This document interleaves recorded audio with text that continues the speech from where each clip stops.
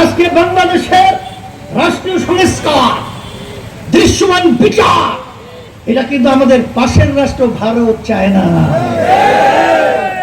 কারণ এটা যদি হয় তাইলে এই দেশকে আর তারা সেই গোলামের জিঞ্জিরে আবদ্ধ করতে পারবে না।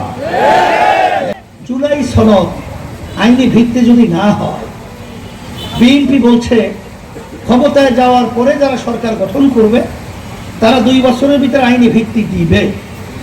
আচ্ছা, যেটা দিবেন এখন দিতে অসুবিধা কি? তাহলে তো গ্রামে একটা কথা আছে, জাল মে কুছ কালো হয়। এখানে কি আরেকটা উদ্দেশ্য থাকতে পারে? যেটা দেবেন এখনই দিয়ে ফেলে, এ ব্যাপারে আপনার আপত্তি কেন? এই বর্তমান অন্তর্বর্তীকালীন সরকার, তার প্রধান ডক্টর ইউনূস সাহেব, তিনি কিন্তু বলেছেন যে তাদের সরকারের মূলত 3টা কাজ আমাদের জাতির সামনে কমিটমেন্ট করেছেন। তার ভিতরে একটা হলো সংস্কার, আর একটা হলো দৃশ্যমান বিচার, আর একটা হলো জাতীয় নির্বাচন অবাধ, সুষ্ঠু, লেভেল প্লেইং ফিল্ড। কথা ঠিক না?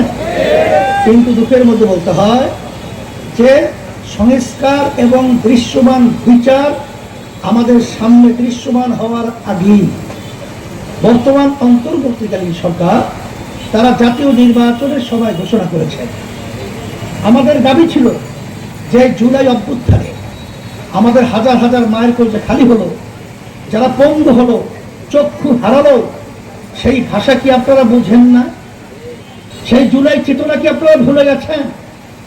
যেই মানুষগুলো জানের মায়া ছেড়ে রাস্তায় নেমেছিল কেন? তা সেইগুলো আপনাদেরকে উপহার আমাদেরকে না দিয়ে একটা নির্বাচনকে আপনারা মুখ্য বানালেন।